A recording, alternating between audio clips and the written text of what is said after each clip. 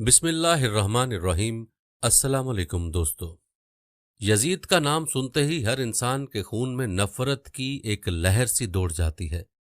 اس کی بنیادی وجہ یزید کے وہ کارنامے ہیں جو اس نے اپنی زندگی میں سر انجام دیے، اور یہ کارنامے ایسے ہیں کہ جن کو ایک عام مسلمان کی غیرت اور حمیت بھی برداشت کرنے کو تیار نہیں ہے۔ اس بدبخت نے نہ صرف کربلا کے میدان میں امام حسین رضی اللہ تعالیٰ عنہ اور ان کے خاندان کے لوگوں پر مظالم کے پہاڑ ڈھائے، بلکہ اس بدبخت نے بڑے بڑے صحابہ کو شہید کروایا، اور اس ظالم نے مدینہ منورہ اور کعبۃ اللہ جیسے مقدس مقامات کا پاس بھی نہیں رکھا، اور ان مقدس مقامات کے تقدس کو بھی پامال کرایا۔ آج کی ویڈیو میں ہم آپ کو اس بدبخت و ملعون کے انہی کارناموں کے حوالے سے تفصیل بتانے والے ہیں، جن کے بارے میں جان کر آپ کی روح بھی کانپ جائے گی۔ پیارے دوستو، یزید کی ملحدانہ حرکتوں اور امام حسین کے شہید کرنے سے مدینہ میں اس قدر جوش پھیلا کہ 62 ہجری میں اہل مدینہ نے یزید کی معطلی کا اعلان کر دیا اور عبداللہ بن حنظلہ کو اپنا سردار بنا کر یزید کے گورنر عثمان بن محمد بن ابی سفیان کو مدینہ سے نکال دیا۔ سیوطی تاریخ الخلفاء میں لکھتا ہے کہ غسیل الملائکہ حنظلہ کہتے ہیں کہ ہم نے اس وقت یزید کی خلافت سے انکار نہیں کیا جب تک ہمیں یہ یقین نہیں ہو گیا کہ آسمان سے پتھر برس پڑیں گے۔ غضب ہے کہ لوگ ماں بہنوں اور بیٹیوں سے نکاح کریں، اعلانیہ شرابیں پئیں اور نماز چھوڑ بیٹھیں۔ کہتے ہیں یزید نے مسلم بن عقبہ کو، جو خون ریزی کی کثرت کے سبب مصرف کے نام سے مشہور ہے، فوج کثیر دے کر اہل مدینہ کی سرکوبی کو روانہ کیا۔ اہل مدینہ نے باب الطیبہ کے قریب مقام حرا پر شامیوں کا مقابلہ کیا۔ گھمسان کا رن پڑا۔ مسلمانوں کی تعداد شامیوں سے بہت کم تھی، باوجود یہ کہ انہوں نے داد مردانگی دی، مگر آخر شکست کھائی۔ مدینہ کے چیدہ چیدہ بہادر رسول اللہ کے بڑے بڑے صحابی، انصار و مہاجر اس ہنگامہ آفت میں شہید ہوئے اور شامی شہر میں گھس گئے۔ مزارات کو مسمار کر دیا، ہزاروں عورتوں اور باکرہ لڑکیوں سے بدکاری کی، شہر کو لوٹ لیا، 3 دن قتل عام کرایا۔ 10,000 سے زائد باشندگان مدینہ، جن میں 700 مہاجر و انصار اور اتنے ہی حاملان و حافظان قرآن، علماء و صلحاء اور محدث تھے، اس واقعے میں شہید ہوئے۔ اس حوالے چند روایت ملاحظہ فرمائیں۔ البدایہ والنہایہ کی روایت ہے کہ جب اسے یعنی یزید کو اس بات کی خبر ملی تو اس نے ان کی طرف لشکر بھیجا جس کی قیادت مسلم بن عقبہ نامی شخص کر رہا تھا۔ بس جب وہ مدینہ منورہ پہنچا تو اس نے 3 دن کے لیے مدینہ کو قتل و غارت گری کے لیے حلال کر دیا۔ ان دنوں میں کثیر تعداد میں لوگ قتل ہوئے۔ ایک روایت کے مطابق وہ 1000 مقتول تھے۔ عبداللہ بن وہب امام مالک کے حوالے سے کہتے ہیں کہ یوم الحرہ کو 700 ایسے افراد قتل کیے گئے جو حافظ قرآن تھے۔ دوستو، معلوم ہوا کہ یزید 700 حفاظ قرآن کا قاتل بھی ہے۔ کہتے ہیں یزید نے مدینہ کی طرف لشکر روانہ کرتے ہوئے حکم دیا کہ اگر اہل مدینہ بیعت نہ کریں تو میں مدینہ کو تمہارے لیے حلال کر رہا ہوں۔ دوستو، پھر کیا ہوا؟ امام ابن کثیر فرماتے ہیں کہ ایک بدبخت نے اپنے کردار کو دیکھنے اور کفر سے توبہ کرنے کی بجائے ہزاروں مسلمانوں کو شہید کروایا۔ ہزاروں مسلمانوں، جن میں بیشتر صحابہ کرام بھی تھے، کو قتل کروانے والا جہنمی اگر لعنت کا مستحق نہ قرار پائے تو کیا اسے پھول مالا پیش کی جائے؟ روایات بتاتے ہیں کہ بدبخت یزیدی لشکر نے صرف سینکڑوں صحابہ کرام کو شہید ہی نہیں کیا، بلکہ بے شمار عصمت شار خواتین کی عزتیں بھی لوٹیں۔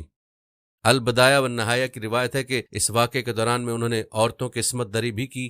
روایت بتاتے ہیں کہ ان بدبختوں نے حرم نبوی صلی اللہ علیہ وسلم میں گھوڑے باندھے، مسلمان صحابہ و تابعین کو شہید کیا، مسلمان خواتین کی عزتیں لوٹیں۔ 3 دن تک مسجد نبوی صلی اللہ علیہ وسلم میں اذان اور نماز معطل رہی۔ سعید بن مسیب فرماتے ہیں کہ میں نے حرہ کے شب و روز مسجد نبوی میں چھپ کر گزارے۔ اس دوران میں مجھے صرف قبر انور میں سے آنے والی اذان کی آواز سے نماز کا وقت معلوم ہوتا ہے۔ دوستو، کہتے ہیں کہ اس حملہ میں ہزاروں لڑکے لڑکیاں غلام بنائی گئی اور باقی لوگوں سے بشرط قبول غلامی یزید کی بیعت لی گئی۔ یاد رہے کہ یہ واقعہ حرہ کے نام سے تاریخ اسلام میں مشہور ہے اور یہ 25 ذی الحج 63 ہجری کو ہوا۔ اس واقعے پر مولوی امیر علی لکھتے ہیں کہ کفر و بت پرستی نے پھر غلبہ پایا۔ ایک فرنگی مورخ لکھتا ہے کہ کفر کا دوبارہ جنم لینا اسلام کے لیے سخت خوفناک اور تباہی بخش ثابت ہوا۔ بقیہ تمام مدینہ کو یزید کا غلام بنا دیا گیا، جس نے انکار کیا اس کا سر اتار لیا گیا۔ اس رسوائی سے صرف 2 آدمی بچے، علی بن الحسین اور علی بن عبداللہ بن عباس۔ ان سے یزید کی بیعت بھی نہیں لی گئی۔ دوستو، تاریخ بتاتی ہے کہ مدینہ کو تباہ و برباد کرنے کے بعد مسلم بن عقبہ ابتدائے 64 ہجری میں مدینہ سے مکہ کو روانہ ہو گیا، لیکن راہ میں بیمار ہو کر وہ راہی جہنم ہو گیا۔ مرتے وقت اس نے حسین بن نمیر ملعون اپنا جانشین مقرر کر دیا۔ اس نے وہاں پہنچ کر خانہ کعبہ پر سنگ باری کی اور اس میں آگ لگا دی۔ اس کے بعد مکمل محاصرہ کر کے عبداللہ ابن زبیر کو قتل کرنا چاہا۔ اس محاصرے کو 40 دن گزرے تھے کہ یزید پلید واصل جہنم ہو گیا۔ اس کے مرنے کی خبر سے ابن زبیر نے غلبہ حاصل کر لیا اور یہ وہاں سے بھاگ کر مدینہ جا پہنچا۔ روایات بتاتی ہیں کہ مدینہ میں دوران قیام اس ملعون نے ایک دن بوقت شب چند سواروں کو لے کر فوج کے غذائی سامان کی فراہمی کے لیے ایک گاؤں کی راہ پکڑی۔ راستے میں اس کی ملاقات حضرت امام زین العابدین سے ہو گئی۔ آپ کے ہمراہ کچھ اونٹ تھے جن پر غذائی سامان لدا ہوا تھا۔ اس نے آپ سے وہ غلہ خریدنا چاہا۔ آپ نے فرمایا کہ اگر تجھے ضرورت ہے تو یوں ہی لے لے، ہم اسے فروخت نہیں کر سکتے کیونکہ میں اسے فقراء مدینہ کے لیے لایا ہوں۔ اس نے پوچھا کہ آپ کا نام کیا ہے؟ آپ نے فرمایا مجھے علی بن الحسین کہتے ہیں۔ پھر آپ نے اس سے نام دریافت کیا تو اس نے کہا میں حسین بن نمیر ہوں۔ دوستو، امام زین العابدین کی کرم نوازی ملاحظہ فرمائیں کہ یہ جاننے کے باوجود کہ یہ میرے باپ کے قاتلوں میں سے ہے، اسے سارا غلہ مفت دے دیا اور فقراء کے لیے دوسرا بندوبست فرمایا۔ اس نے جب آپ کی یہ کرم گستری دیکھی اور اچھی طرح پہچان بھی لیا تو کہنے لگا کہ یزید مر چکا ہے، آپ سے زیادہ مستحق خلافت کوئی نہیں، آپ میرے ساتھ تشریف لے چلیں، میں آپ کو تخت خلافت پر بٹھاؤں گا۔ آپ نے فرمایا کہ میں خداوند عالم سے عہد کر چکا ہوں کہ ظاہری خلافت قبول نہ کروں گا۔ یہ فرما کر آپ دولت سرا کو تشریف لے گئے۔ پیارے دوستو، یہاں پر آپ کو بیت اللہ کی توہین کے حوالے سے چند روایات بتاتے ہیں۔ روایت میں آتا ہے کہ یزید ملعون پلید اپنی بیعت کے منکروں کو قتل کروانے کے لیے حرم نبی اور کعبۃ اللہ کی حرمت کا بھی حیا نہیں کرتا اور عبداللہ بن زبیر کو شہید کرنے کے لیے بیت اللہ کا محاصرہ کرواتا اور اس پر پتھر اور آگ کے گولے برساتا ہے۔ البدایہ والنہایہ کی روایت ہے کہ پھر اس نے مصرف بن عقبہ یعنی مسلم بن عقبہ کو عبداللہ بن زبیر کو قتل کرنے کے لیے مکہ مکرمہ بھیجا کیونکہ وہ یزید کی بیعت سے انکاری تھے۔ دوستو، یزید ملعون اپنی خلافت کو منوانے کے لیے اس حد تک گر گیا تھا کہ وہ اپنی بیعت کروانے کے لیے ہر حد کو پار کرتا گیا۔ نہ مدینہ کے تقدس کا پاس کیا اور نہ ہی مکہ اور کعبۃ اللہ کے تقدس کا اس کو خیال رہا۔ الیاذ باللہ۔ پیارے دوستو، تاریخ بتاتی ہے کہ جب یزید کی ہلاکت کے بعد جنگ ختم ہو گئی تو ابن زبیر نے کعبہ کو از سر نو تعمیر کرنے کا فیصلہ کیا۔ اس کے حکم کے مطابق یمن سے اعلیٰ قسم کا گچ یعنی جپسم منگوایا گیا، اسے گچ سے تعمیر کیا گیا۔ حجر اسماعیل کو بھی خانہ کعبہ کا جزو بنا دیا گیا اور کعبہ کا دروازہ جو پہلے بلندی پر نصب تھا اسے سطح زمین پر نصب کیا گیا۔ پھر پرانے دروازے کے بالمقابل ایک اور دروازہ رکھا گیا تاکہ لوگ ایک دروازے سے اندر آئیں اور دوسرے سے باہر نکل جائیں۔ کعبہ کی بلندی 27 ہاتھ تقریباً 13.5 میٹر رکھی گئی اور جب کعبہ کی تعمیر سے فراغت ملی تو اسے مشک و عنبر کے ساتھ اندر و باہر سے معطر کر دیا گیا، اس پر ریشم کا غلاف چڑھایا گیا اور 17 رجب 64 ہجری میں اسے اس کام سے فراغت ہوئی۔ پیارے دوستو، آپ نے یزید کے یہ گھناؤنے کارنامے بھی ملاحظہ کیے کہ کس طریقے سے اس نے مدینہ منورہ اور کعبۃ اللہ جیسے مقدس مقامات کے تقدس کو پامال کرایا۔ اس بدبخت کے ان کارناموں کے بارے میں جان کر اور سن کر انسان کی روح کانپ جاتی ہے۔ یزید کے یہی کارنامے ہیں کہ جن کی وجہ سے ہر کوئی اس پر لعنت کرتا ہے اور یقیناً انہی برے افعال کی وجہ سے وہ اللہ تعالیٰ کی لعنت کا بھی مستحق ہوگا۔ یہاں آپ کو یزید پلید کے مزید شیطانی افعال سے بھی آگاہ کرتے ہیں۔ دوستو، عظیم مورخ حضرت علامہ طبری رحمۃ اللہ علیہ اپنے مشہور کتاب التاریخ طبری میں لکھتے ہیں کہ یزید نے ابن زیاد کو کوفے کا حاکم مقرر کیا اور اسے حکم دیا کہ حضرت مسلم بن عقیل کو جہاں پاؤ قتل کر دو یا شہر سے نکال دو۔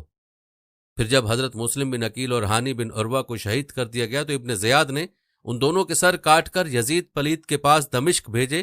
اس پر یزید خبیث نے ابن زیاد کو خط لکھ کر اس کا شکریہ ادا کیا۔ یہ بھی لکھا ہے، جو میں چاہتا تھا تو نے وہی کیا، تو نے عاقلانہ کام کیا اور دلیرانہ حملہ کیا۔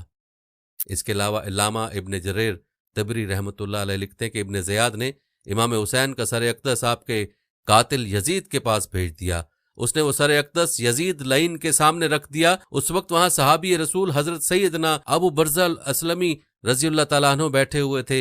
यजीद मरदूद ने एक छड़ी इमाम हुसैन के मुबारक लबों पर मारने लगा। हजरत सैयदना अबू बरज़ा असलमी रज़ियल्लाहु ताला अन्हु से बर्दाश्त ना हो सका और उन्होंने फरमाया, ऐ यजीद अपनी छड़ी हटा लो, खुदा की कसम मैंने बारहा देखा कि रसूल करीम सल्लल्लाहु अलैहि वसल्लम इस मुबारक मुंह को चूमते थे। दोस्तों, मशहूर मुर्रखीन अल्लामा इब्न कसीर ने अल बदाइया व नहाया में और अल्लामा इब्न असीर रहमतुल्लाह अलैह ने तारीख़ कामिल में इस वाक़े को तहरीर फरमाया है। अब आप खुद ही फैसला कीजिए कि सैयदना इमाम हुसैन अलैहिस्सलाम की शहादत पर यजीद कितना खुश हुआ होगा। ये वो संगदिल, जालिम, फासिक, फाजिर, बदकार, शराबी, मरदूद, मलून है जो नवासे रसूल आजम के सर अक़दस को अपने सामने रखकर मुतकब्बिराना शेर पढ़ता था और इन मुबारक लबों पर अपनी छड़ी मारता है, जो हबीब खुदा अज़्ज़ा वजल सैयदना मोहम्मद मुस्तफ़ा सल्लल्लाहु अलैहि वसल्लम अक्सर चूमा करते थे। क्या वो लानत व मलामत का मुस्तहिक नहीं है? जब अहले बैत नबूवत का यह मुसीबत ज़दा काफिला इब्न ज़ियाद ने यजीद लईन के पास भेजा तो उसने मुल्क शाम के उमरा और दरबारियों को जमा किया। फिर भरे दरबार में खानवादा नबूवत की खवातीन उसके सामने पेश की गईं और उसके सब दरबारियों ने यजीद को इस फतह पर मुबारकबाद दी। रिवायत है कि उस आम दरबार में एक शामी शैतान नुमा इंसान खड़ा हुआ और अहले बैत में से सैयदा फातिमा बिनते हुसैन की तरफ इशारा करके कहने लगा, ये मुझे बख्श दो। मासूम सैयदा ये सुनकर लरस गई और उसने अपनी फूफी सैयदा ज़ैनब सलामुल्लाह अलैह का दामन मजबूती से पकड़ लिया। हजरत ज़ैनब सलामुल्लाह अलैह ने गरज कर कहा, तू झूठ बकता है, ये ना तुझे मिल सकती है और ना इस यजीद को। यजीद लईन ये सुनकर तैश में आकर बोला, तुम झूठ बोलती हो, खुदा की कसम ये मेरे कब्जे में है और अगर मैं उसे देना चाहूं तो दे सकता हूं।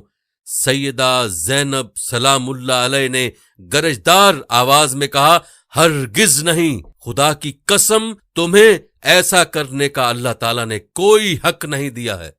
प्यारे दोस्तों, यजीद मलून के ऐसे बेशुमार अफ़वाल व अक़वाल तारीख की कुतुब में मिलते हैं कि जिनसे उनकी बदबख्ती और उसकी कमीन की वाज़े होती है और उसका हर फेल ऐसा है जो इस बात पर मजबूर करता है कि उस पर लानत की जाए। यजीद के किरदार के हवाले मुख्तलिफ तबकात हैं और यजीद के बारे में कुछ लोग खामोश रहते हैं, कोई उसको गालियां देता है और कोई यजीद का दिफा करता दिखाई देता है। लेकिन दोस्तों, उसके कारनामों के बारे में जानने के बाद आप यजीद के बारे में क्या राय रखते हैं, आपने कमेंट में लाजमी बताना है और जाने से पहले वीडियो को शेयर भी जरूर कीजिएगा। प्यारे दोस्तों, हम ये उम्मीद करते हैं कि आपको हमारी आज की वीडियो जरूर पसंद आई होगी। अगर आपको हमारी आज की वीडियो पसंद आई है तो सबसे पहले तो इसको लाइक करें और अपनी राय का इजहार कमेंट सेक्शन में लाजमी करें। आखिर में आपसे एक बार फिर दरख्वास्त है कि आप हमारे चैनल मीज़ान को ज़रूर सब्सक्राइब कर लें और साथ ही लगे घंटी के बटन को भी क्लिक करें ताकि आपके पास हमारे आने वाली मज़ीद वीडियोज़ का नोटिफिकेशन बर वक्त मिलता रहे। अल्लाह ताला आपको अपनी हिफ्ज़-ओ-मान में रखे। आमीन।